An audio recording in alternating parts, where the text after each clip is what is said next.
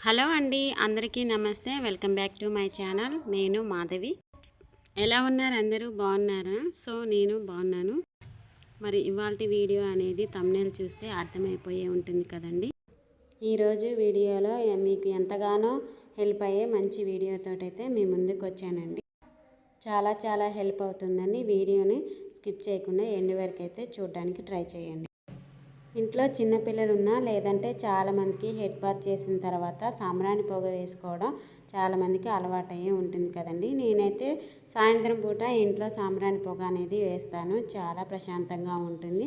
మరి సాంబ్రాణి పొగ వేసుకునే అలవాటు ఎవరు మీకుంటే కామెంట్ అయితే చేయండి.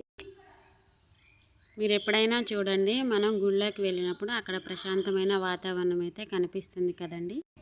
ఇటువంటి ధూప్ స్టిక్స్ కానీ సాంబ్రాణి పొగ వేయడం వలన కానివ్వండి ప్రశాంతంగా ఉంటుంది.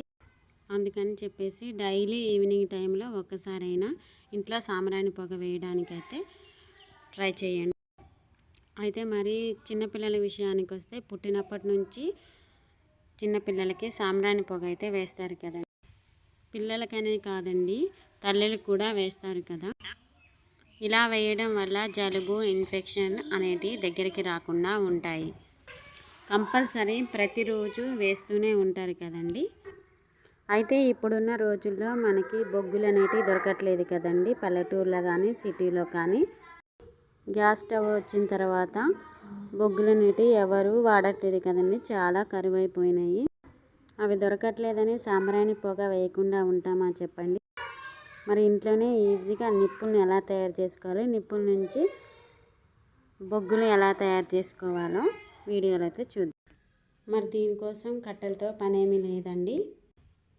చాలా ఈజీగా కట్టెలతో పనేమీ లేకుండా మనం పడేసే వాటితోటి బొగ్గులను అయితే తయారు చేసుకుందాం. బొగ్గుల్ని ఎలా తయారు చేసుకోవాలో చూసేద్దాం. ముందుగా స్టవ్ వెలిగించుకోవాలండి. స్టవ్ వెలిగించుకున్న తర్వాత ఎండిపోయిన కొబ్బరి చిప్పలు ఉంటాయి కదండి, వాటిని ఇలా కాల్చుకోవాలి. వెంటనే కాలుతుందండి. ఇలా కాలిన తర్వాత మనకి వేస్ట్గా పడేసే గిన్నెలు ఉంటాయి కదండి, ఆ గిన్నెలో అయితే దీన్ని పెట్టేయాలి. ఒక 5 నిమిషాల్లో నిప్పు అనేది తయారవుతుంది.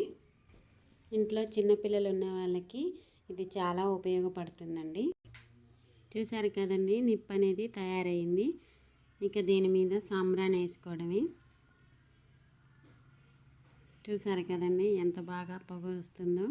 ఇలా వేసుకోవడం వల్ల మన ఇంట్లో ఎటువంటి నెగిటివ్ ఉన్నా పోతుందండి. తప్పకుండా వీడియోని అయితే ట్రై చేయండి.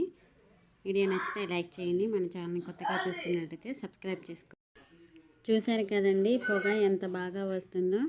చాలా బాగుంది కదా. మీరు కూడా దీన్ని అయితే ట్రై చేయండి.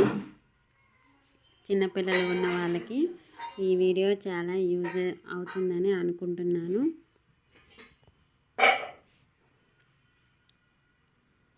తప్పకుండా ట్రై చేయండి.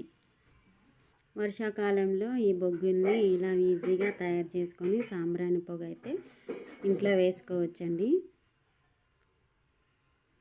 ఇది చిన్న టిప్పే కానీ మీ అందరికీ చాలా హెల్ప్ అవుతుందని వీడియోని అయితే షేర్ చేశాను.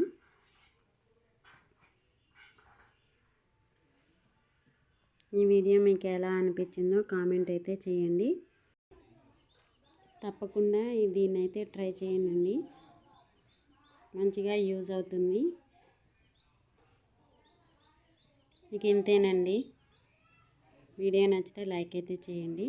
Bye friends.